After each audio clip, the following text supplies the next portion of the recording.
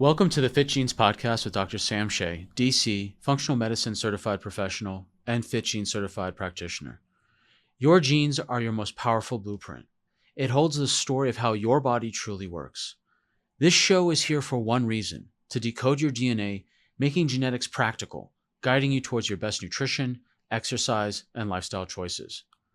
Whether you're a health seeker, a lifelong learner, a practitioner, or a health coach ready to go deeper, this is your place to make sense of genetics.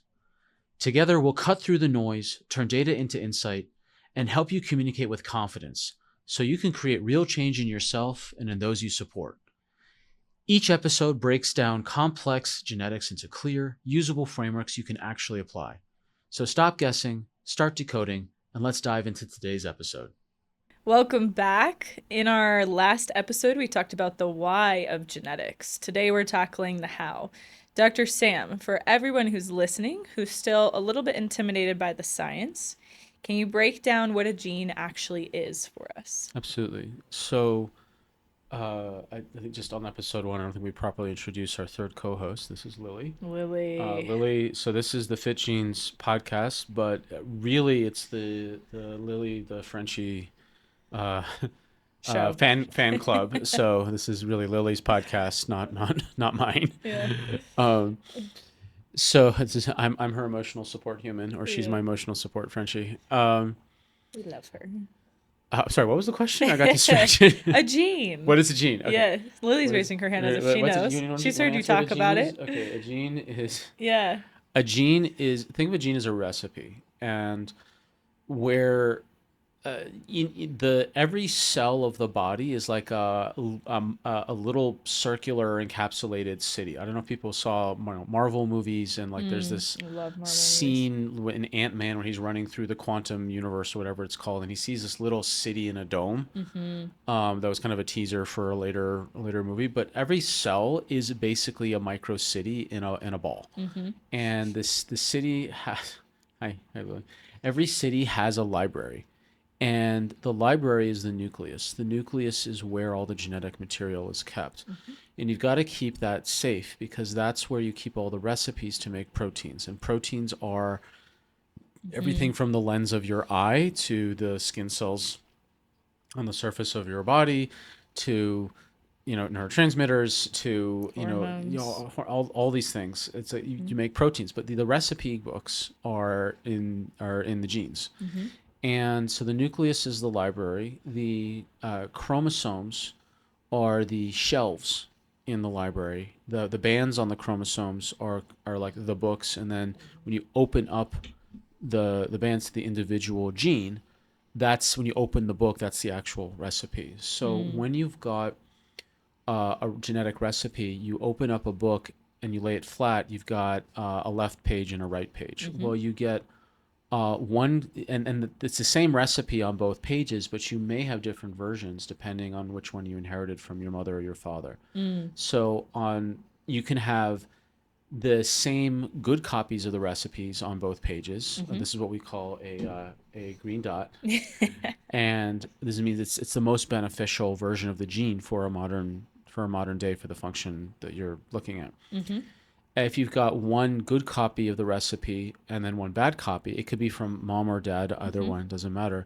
You now have what's called a yellow dot. So if you were to make a recipe, but you're opening up and you see two versions of the recipe and you don't know which one is the good one, which one's the bad one, just make some sort of like hybrid of the two, the recipe's not really going to come out right. Yeah. And then especially if you've got two bad copies of the recipe, it's going to come out really wrong. Yeah. So that's what we call a red dot. So you inherited a bad copy, air quotes, bad copy from mom and dad. Or it's more technical to call a least beneficial version. Yeah. But just least beneficial is like however many more, so many more syllables than say bad gene. Bad gene, yeah. Bad gene. Yeah. No biscuit. And just for our listeners, green, yellow, and red dot, maybe somebody who isn't aware of what we're talking about in reference to those, could you just touch on that? Sure. So the green, yellow, and red dot is the convention in genetics analysis of what is the version of the gene that you've got. Great. So the green dot is you've got the version of the gene that has the two most beneficial versions from one from mom, one from dad. The yellow dot is you got one bad, air quotes, bad version, one air quotes, good version. Then the red dot is you got, quote, two bad copies. And the reason why I say quote is that in not all cases red dot means bad. It just means different. Yep. And it's also relative to our modern day lifestyle. So certain genes may be like in today's context are really bad because we live in a so much more polluted environment than the a slow ability to detox, say, estrogen can be really bad because we're just drowning in xenoestrogens and fake estrogens or mixed with some heated plastics or residual chemicals from birth control pills in the public water supply, all the different to various pesticides and insecticides, to the estrogen-like compounds found in a lot of body lotions and body care products and so on. But if we were in hunter-gatherer times, and as a hunter-gatherer, there's always a threat of starvation, then making estrogen, making hormones from, especially because you need fat, like you need quality fat. If you were at a constant risk of starvation or lack of fat in your diet, then you don't want to detox estrogen quickly. You want to hold on to as much estrogen as possible with both hands, because it's so precious to make, to have the ingredients to make it. You don't want to just let it go. But right now in modern society, there's too much of it. And it's that same very delicate, hesitant detox decision to not let estrogen go is now backfiring in modern day society because we have too much. We have to let it go. Yeah. So that makes sense, right? And the green, yellow, red dot, you'll hear that a lot on this podcast, on these episodes. So also something I know I hear a lot and other listeners likely hear is epigenetics. Epigenetics is everywhere. And so is our DNA just a fixed fate, or is there some wiggle room? So epigenetics actually has shifting definitions depending on what profession you're talking to. So if you're talking to geneticists, epigenetics can mean what happens to the protein. So you have the recipe, you make the protein, but then there's a lot of post-transcription manufacturing and modification. Transcription is you take the DNA and you read it, you put a little protein, you put a protein on it, and it kind of reads it like a ticker tape, and then it like spits out the proteins in a chain until it then lops it off when it hits the... In the city analogy you gave, where would this be taking place?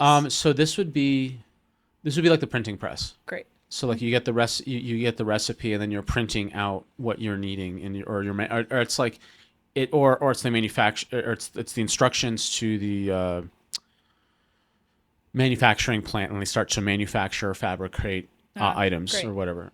So epigenetics can refer to a geneticist to what happens to the protein after it's made by the genes, because they can have like a cap put on it and a tail cut and like all these different folding things, and different things are changed. So they're talking about the changes of what happens to the protein right when it comes out of that genetic factory after it's being fabricated.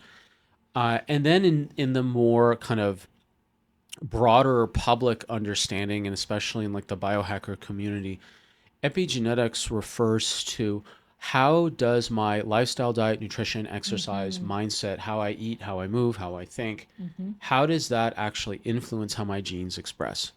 And it's like you want to think of epigenetics. The mistake that most people make is they think of genetics as a switch. It's either on or off. Yeah. And that is not really true in the types of genes that we're looking at here. What are the genes we're looking at here are more acting like they're on a dial. So a dimmer switch. A dimmer switch. And the dial, the way to think about epigenetics is, and also wedding the green, yellow, red dot together. It's like, imagine there's a dial. I'll stick with the dial analogy for now, then we'll go to the dimmer switch a bit later. But the dial, so imagine it's a dial, so you got a green section, a yellow section, and a red section, and there's shades of gray, or shades of yellow, or shades of red, or shades of green. So the dial is your default setting is what your genetic code is. So I can be a default yellow in this specific thing. Like I'm a yellow in histamine intolerance, Yep. or I'm A a red for red vitamin D. a red for vitamin D absorption. I'm a red for just inflammation, just as such. Because I've Yeah. got 14 out of those 16 pro-inflammatory Right, genes as right. variations. So I'm like, it's like I'm a red. Just Okay. my default setting is a red, which is my lived experience growing up with chronic illness, and the so that's the default. Now, epigenetics is how I shift my lifestyle. So it's like higher amounts of quality fish oil, decreasing the amount of pro-inflammatory foods, not over exercising, but definitely exercising and focusing on recovery. Optimizing air quality. Optimizing air quality, not living in a moldy environment, and making sure I'm moving and that I'm getting a proper sleep to deflame, and that all of these behaviors will move the needle away from the default red into the yellow and ideally green. Now, just to be clear, my inflammatory genes that are red and yellow dots will never be green. It's an important It distinction. will never be green, like hard coded green, but Yeah. they can behave through changes in lifestyle, diet, nutrition, etc., to behave more green-like. That's a Yeah. really important concept.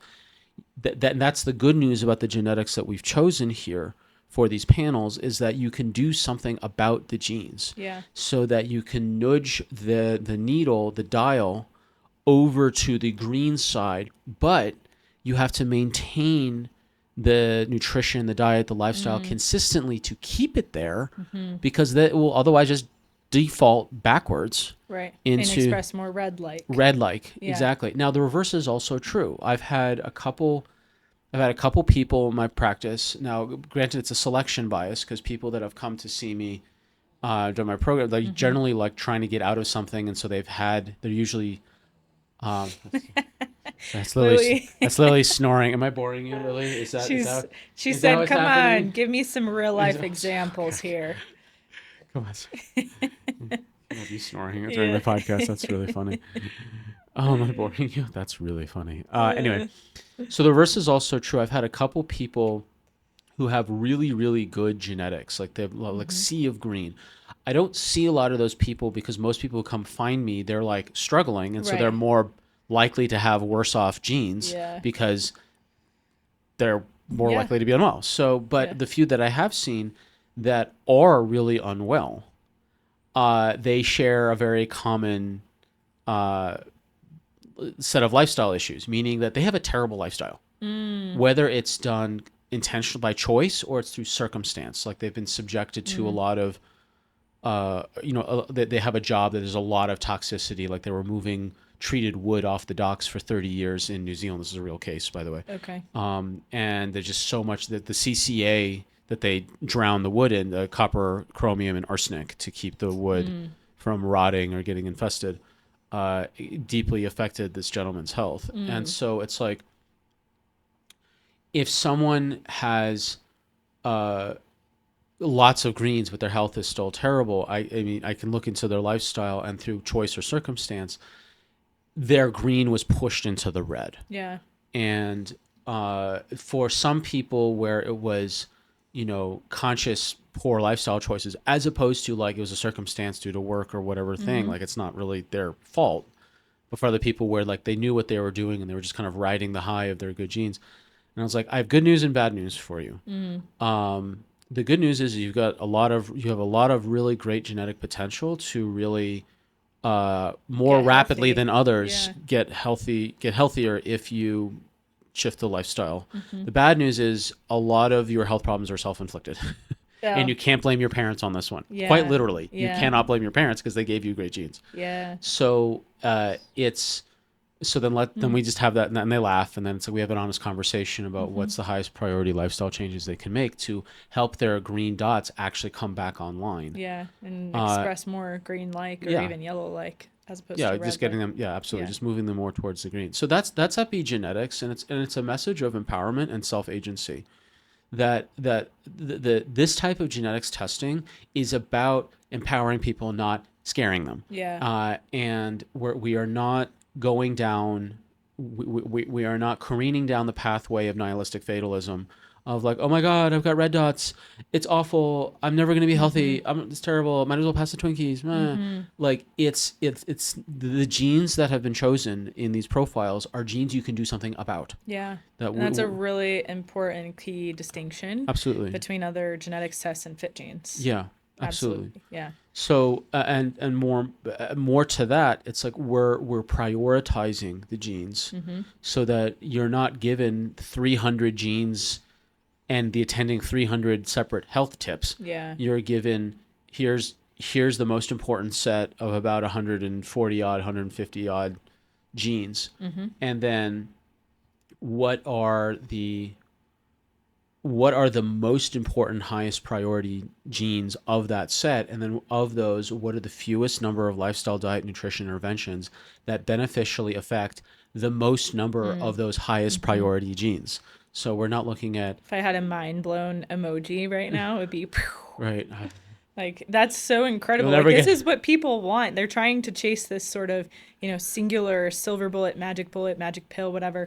It's like, if you know your genetic blueprint, if you understand your vulnerabilities, your strengths, like, and then you have a prioritization of nutrition, diet, lifestyle, and supplemental recommendations, like, come on, like, that's incredible. I would have done so excited, like, I want to jump out of my skin, like.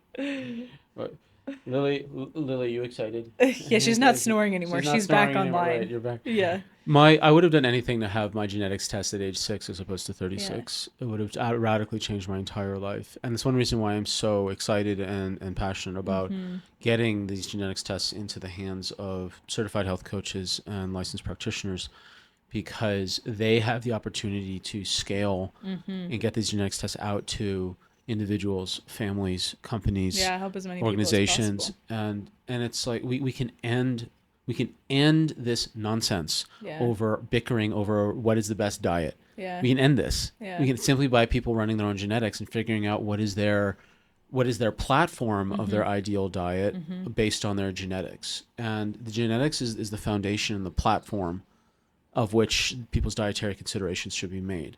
Yeah. Like, as an example, like, do people have hard-coded trigger foods? Like, are they reactive to caffeine? Caffeine-induced anxiety and depression, like me. We have a whole episode on that coming out.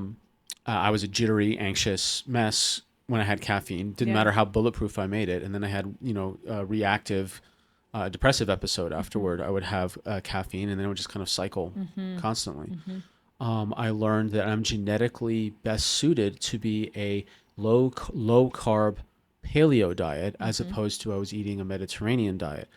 And genetically, we can now test through the Carb Choice Advanced profile, is someone better suited for a keto style or a paleo style or a Mediterranean style.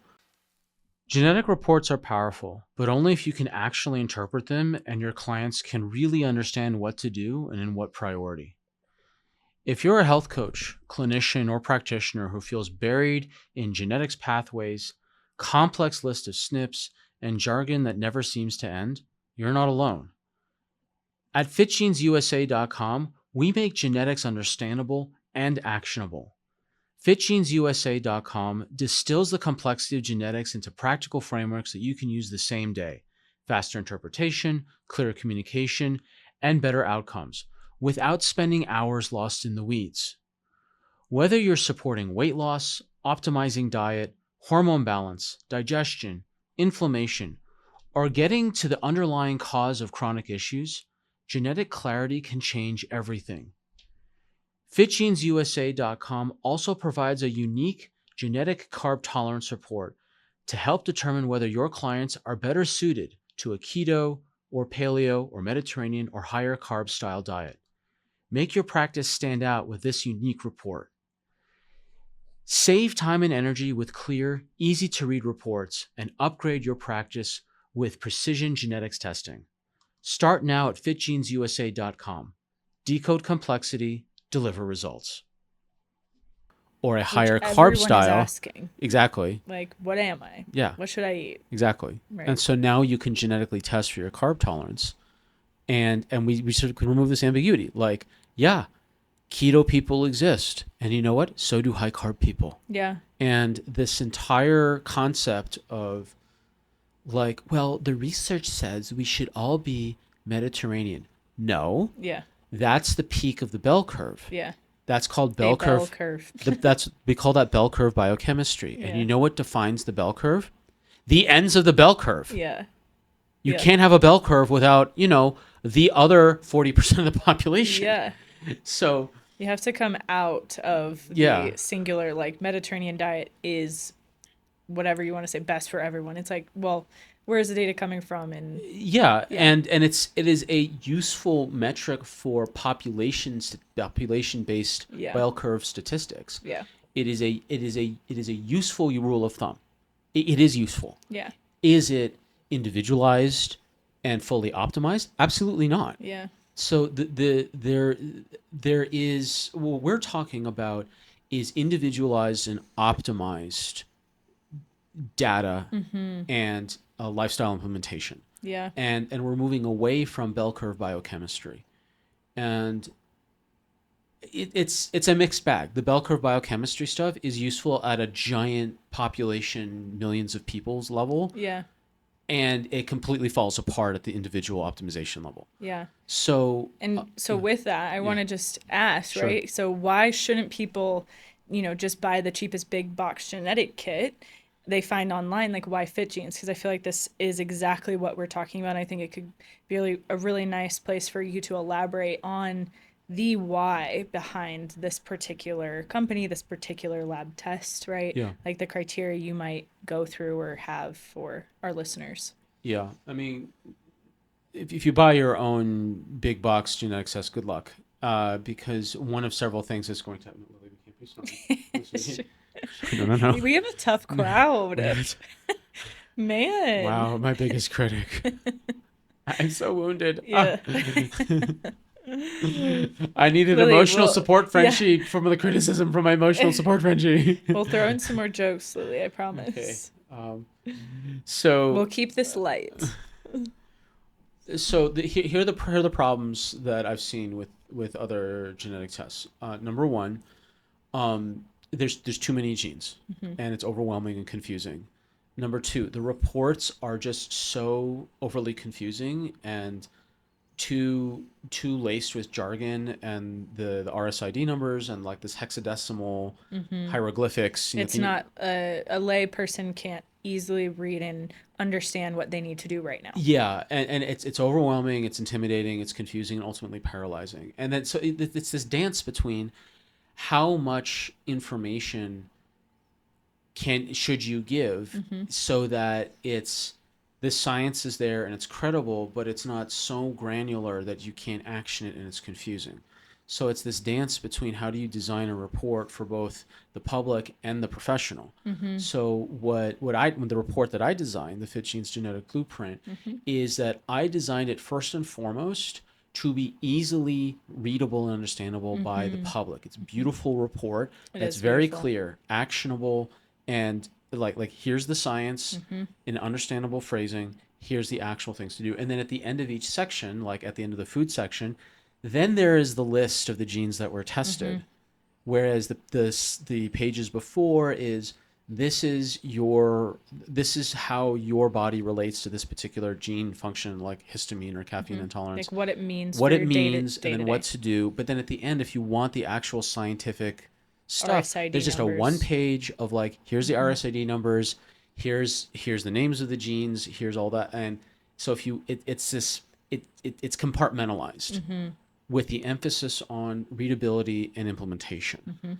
And then of course the practitioners, they have also access to the back end learning libraries and all the scientific, the citations and all that. So the practitioners and health coaches want to get super nerdy.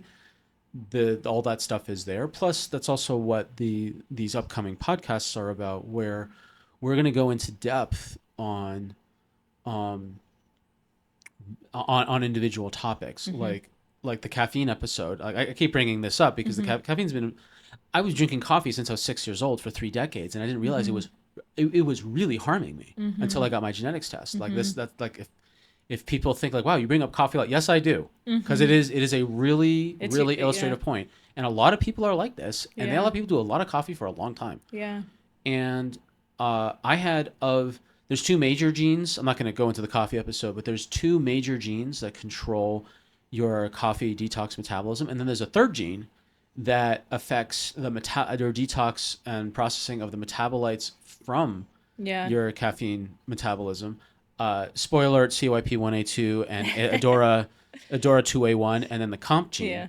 And I know people are wanting more information. We will get there. We will get there. Another episode. It's gonna be probably episode 5 or 6. It's gonna be really soon. Yeah.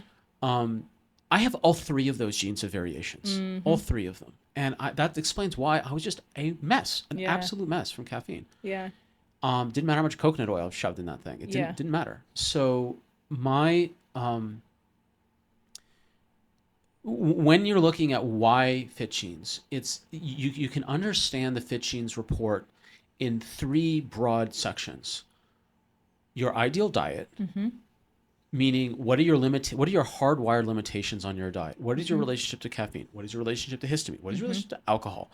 Sorry to ruin your breakfast. What is your relationship to dairy? Sorry to ruin also your breakfast. Yeah.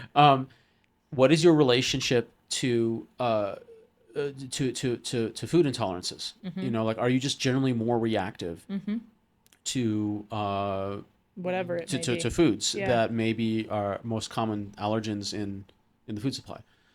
What is your relationship to, so that's your relationship to sugar foods. And there's food behaviors. So are you someone who has difficulty with satiety, which is a fancy way of saying, me too. It's a fancy way of saying that you don't feel full from normal amounts of food. And that can be genetically mediated. There's 3 major genes that control that. I have that issue as well. So if you're genetically prone to overeating, that doesn't mean, oh, well, I guess I overeat. Nom, pass the Twinkies. What it means is that you've got to now, you know, face reality and control your environment, not your willpower. And this is not to say that there are not other components of eating, right? Correct. Emotional eating is a real... no, we talk about that in the report as well. Absolutely. Yeah. So just making a note for our listeners too, like, this is not a doomsday of... No. Of you can't have any of these foods and all the things you love, right? No, it's empowering you to better understand what you might think is healthy or beneficial to you per the TikTok, the Instagram, the science article, the coach that you had, whatever. It actually may be doing you a lot of harm, like you've mentioned with your own. So so we've got the genetics of diet. So we've got trigger foods, we've got behaviors. So behaviors around overeating, behaviors around the genetics of craving sugar, the genetics of over consuming sugar. Those are 2 separate genes. The genetics of bitter flavor.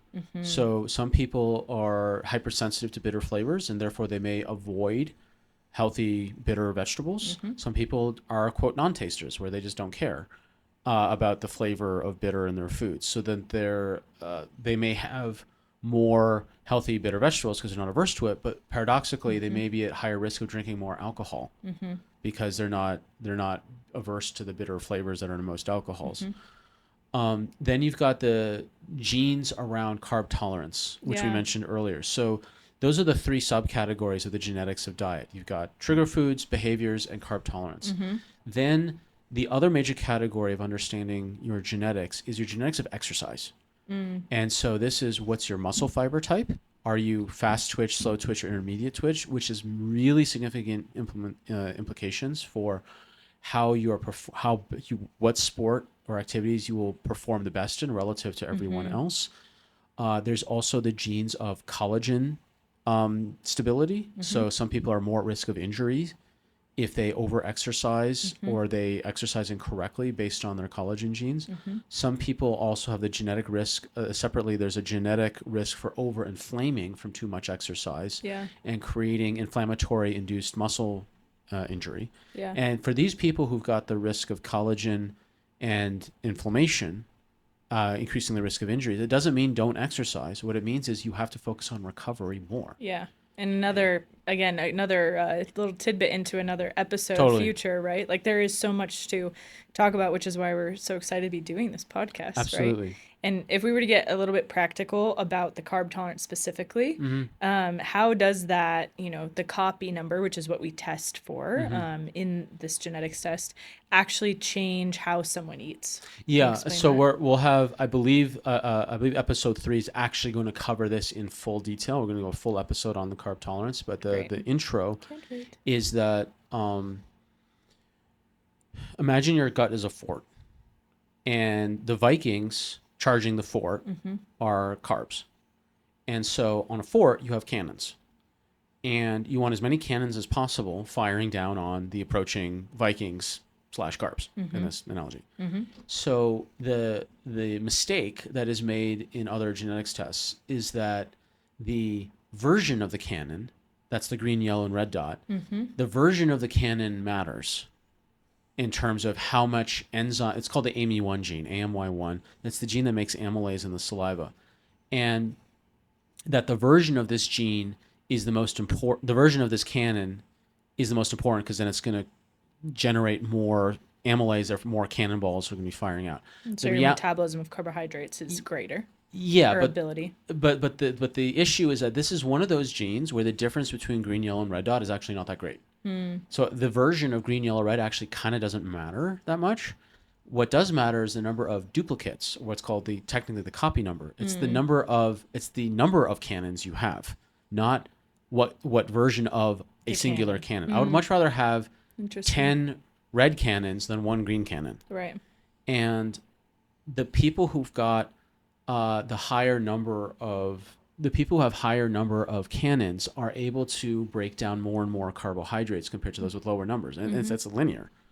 And so the people who've got 2 copies of this gene, like me, can produce approximately 1/5 the amount of amylase as someone with 10 copies, which is significant. It's significant. So for people that are again, we'll go into big detail in the next episode. It's like the people who are keto, they're like the ones. The people paleo is between 2 and 4 approximately. I'm a 2. I'm actually at the lower carb end of the spectrum to a 4. Now 4s can have approximately double the amount of amylase production compared to a 2, but we're still kind of in that paleo range.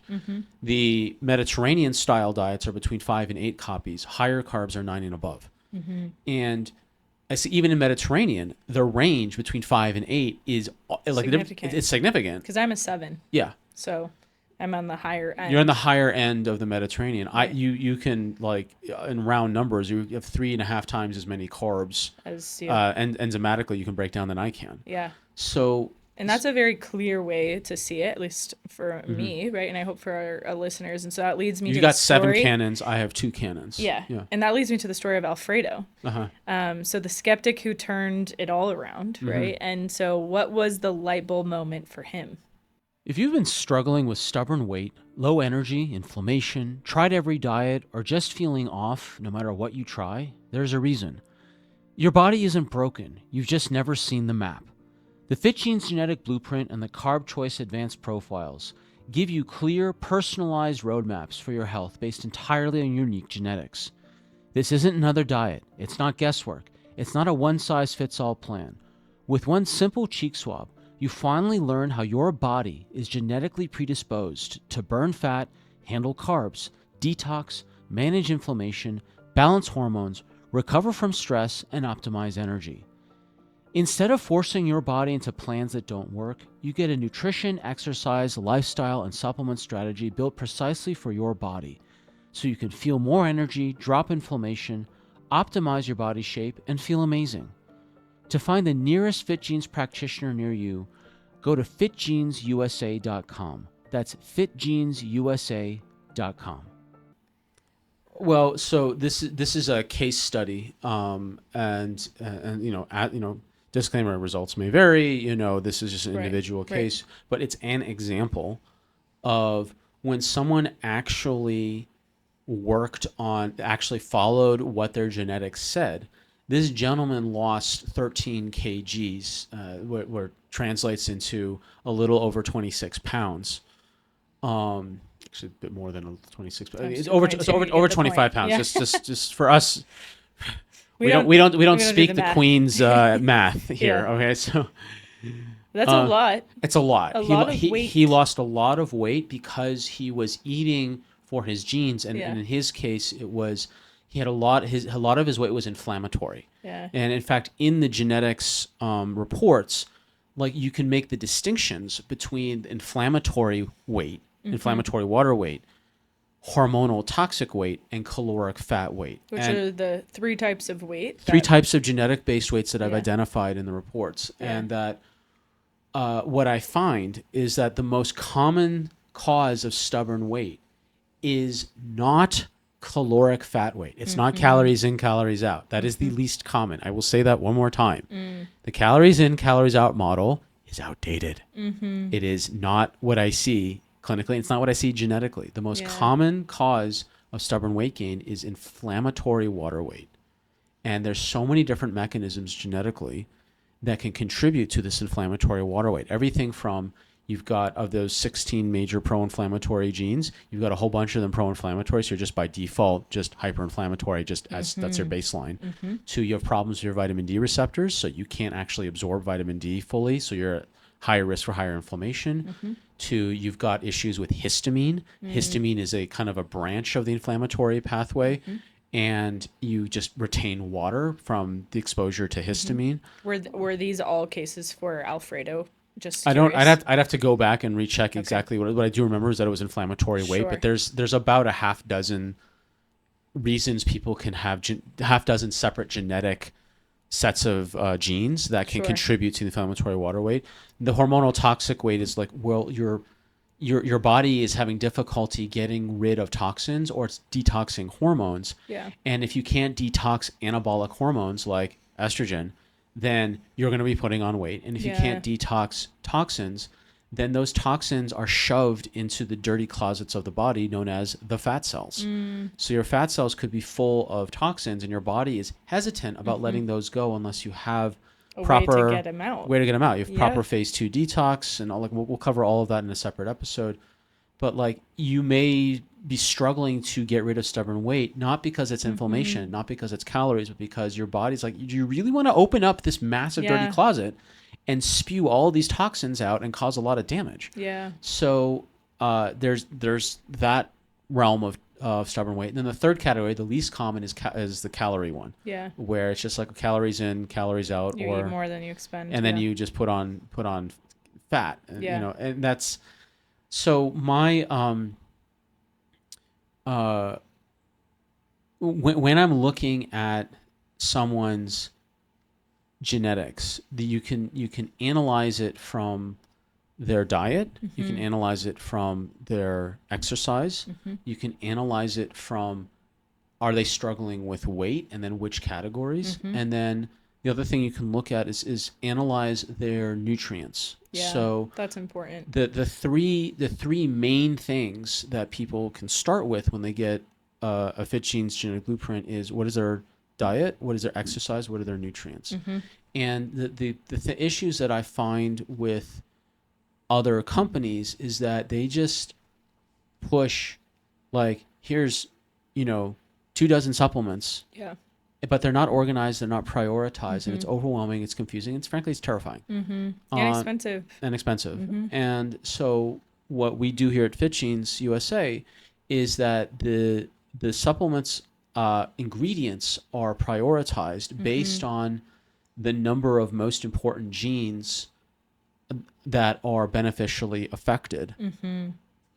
And there's a beautiful chart that showcases this as well, which is incredible. And for the makes it really easy. Absolutely. And for the practitioners and health coaches that are listening, like we don't tell you what company you need to get your supplements from. We're just telling you what the science says is the ingredients. Yeah, and you can choose. And you pick whatever company that you want to use. And it's like this. The Fitgenes USA is not here to create a specific supplement pipeline. Yeah, it's there for you as a practitioner to figure out what's the best way to support them through diet or through external nutrients. Yeah, it really is an investment for life, not a temporary fix. Yeah. And, how does having this, I'll call it a cheat sheet, right? Because I feel like it I rather honestly, call it a a blueprint because blueprint. because a cheat sheet implies that um, that we're circumventing the process Yeah, and that we're cutting corners. and we're not. And the reality is like the if it's a blueprint, that means that I am now looking into the internal infrastructure Mm-hmm. of my body Yeah. for life. Yep. There's no cheating Yeah. here. I It's like I like yeah, this reframe. This is better. yeah. And so blueprint is a much better term for, this report and what we're talking about with these genetics tests. And so how does this having this blueprint change the way that practitioners work with their own clients? So one of the biggest benefits of having a Fitgenes genetic blueprint or a Carb Choice Advanced, where you're showing your clients, here's the genetic based diet, here's the genetic based nutrients, here's the genetic based exercise, Mm-hmm. as like the three foundations. There's other things that are covered in the report, but those are the most important big three legs of the The stool quick there. wins. Well, The most important top of I mean, one of the things that I do in the report is like page 6, the Fitgenes genetic blueprint is like, start here. yeah. Boom, boom, boom. Yeah. Diet, nutrients, This is exercise. where you start. Yeah. One of the biggest benefits of doing genetics like this is that you, as a health coach or as a practitioner, you're no longer the bad guy. Mm-hmm. That you're no longer trying to convince your client to change diet, Mm-hmm. nutrients, and exercise. You're Mm-hmm. saying, okay, here are your genetics. Yep. This is the reality Yeah. of your life. Yep. I'm a fan of reality. Yep. These are the things we need to do in this organization, this priority. Because it's for life, we've got time to implement these things. So let's start implementing them. Yeah. I understand that some of the changes may be confronting, like coffee or Yeah. caffeine Alcohol. or alcohol, histamine Mm-hmm. foods. Like you tell a Californian that's sensitive to histamine they can't have avocados, they will secede. Yeah. Uh, so and I understand some of the things are confronting, but you know what? I'm a fan of reality. Yeah. And if your stated health goals are this, this, and this, Mm-hmm. and then your genetics reveal that these particular lifestyle habits that you've been doing have actually been counterproductive and are direct conflict with your stated health goals, Yeah. I deeply understand. And so let's formulate a plan to make this transition to a better lifestyle to achieve your stated health goals Yeah. as easy and efficient and practical and painless as possible. Yeah. As opposed to, okay, you need to stop drinking, you need to Yeah. and it becomes combative. Right. Like when I And was that's in really difficult as a provider. so hard. When I was in New Zealand, practicing, like drinking is the national sport, second only to rugby.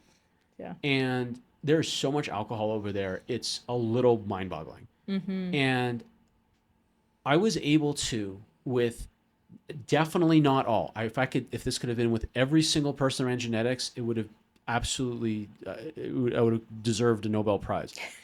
But 6 people in my practice Mm-hmm. quit drinking on the spot Wow. when they saw their genes for alcohol. Again, does not happen for All the time. everybody. But I those wish it 6 did. people, For those you've 6 people, changed their hundred whole percent life. worth the price of admission. Right? And the amount of money they saved. Yeah. Like they paid for their genetics test over the course of their lifetime 100 times over. 100. Easily. Yeah. So, it's so, and then I didn't have to argue with them. I said, here are your genes. Yeah. And one guy in Yeah. particular, like I'll never forget this. I printed out his genetics report, Mm-hmm. and he came into the office, and I handed it to him, and he just took it and immediately flipped to the alcohol genes. Wow. And I was like, I normally just talk as they flip, and then I realized like how intensely he was studying, and I just stopped talking. My intuition was like, just be quiet, just shut up, Yeah. just Yeah. shut up, don't say anything. Yeah. And I just sat there, and he was just like really intently reading it, and then he looked up at me and he said, I didn't prompt him at all on this. He said, So I guess this means I have to stop drinking, don't I? And after I picked my jaw up off the floor, I said, in your case, yes. Now, what he didn't know was that I knew he was an alcoholic based on the volume he was drinking. Now, in New Zealand, the amount he was drinking was considered a Tuesday. Yeah. And I spent the whole morning like, how do I tell him he's got to get up like that? Yeah. And the whole appointment in my head was a psychological prep to confront him on the alcohol. But what happened, it was like being thrown through an open door. Yeah. I handed him his report. He came to the conclusion himself. Yep. And I was like, in your case, genetically, that is correct. Yeah. And you're not the bad guy. You're not blaming. You're not accusing. Nope. It's just according to your genes. Yeah. I'm a fan of reality. Yeah.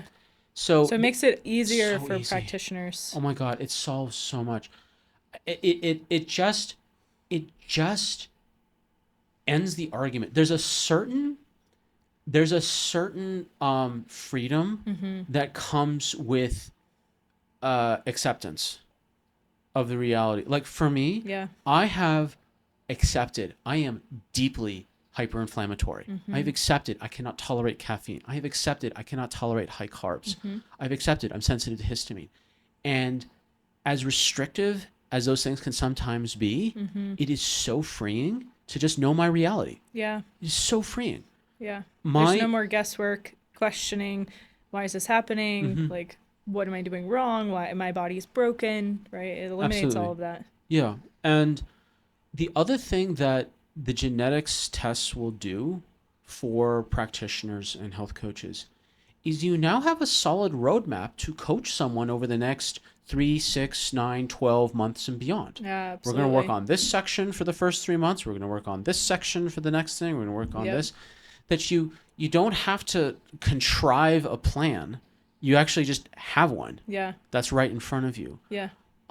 You also have an opportunity to grow your practice in a way that's unique and super, super grounded in logic and science. And it's not guesswork, and they can proudly show their friends and family and colleagues this report and be like, look, this is my reality. This is my genetic blueprint. Yeah. And it's so much easier to grow a practice when you've got a beautiful science-based grounded report that's logical. Yeah. And you just the sessions switch from convincing to implementation. Yeah. Which is huge, not only for the providers themselves, but for actually making a difference for the client. Totally. Right? Absolutely. So I think that's the clarity everyone is looking for. And so if someone is ready to stop guessing and, get their own blueprint, where should they go? So for certified health coaches and licensed practitioners, just go to fitgenesusa.com, FITGENES USA.com, and click Become a Practitioner. Yeah. And then a simple form to fill out, credentials to upload, and so on. And then if you're a member of the public, go to the same website, fitgenesusa.com, and click Find a Practitioner. And we'll connect you to the nearest practitioner. Now, the other reason why health coaches and licensed practitioners there's many reasons to join with Fitgenes USA, but one of them is that we do not sell directly to the public. Yeah. And it's only through practitioners and certified health coaches. Yeah. And this way, because the philosophy of Fitgenes is supervision and coaching, not merely here's your data, good luck. Yeah. No data dumping. Yeah. No data dumping. Not contributing. People really need to have a consultations and supervision, it's and very important to make sure that you're really implementing things, because the worst, one of the worst outcomes is people get their genetics test and shrug and don't implement. Right. And no, it won't happen here. No. Yeah. So we've covered a lot of ground today. We're just getting started. Thank you so much. Thank you, Mikayla, and thank you, Lily. Yeah. Being our actual most important co-host and mascot. So we'll see you in the next one. I'll see you next one. Thanks for listening to the Fitgenes podcast. If you're a practitioner or certified health coach or clinician, visit FitgenesUSA.com to confidently bring genetics into your practice and improve your clients' outcomes. If you're a health seeker or lifelong learner or biohacker, go to FitGenesUSA.com to find the nearest FitGenes practitioner near you. If you got value from today's episode, please subscribe, share, and leave a review. Every 5-star rating helps others find this show and unlock the power of their own genetic blueprint. Until next time, remember, genetics doesn't have to be complicated. It just needs the right blueprint.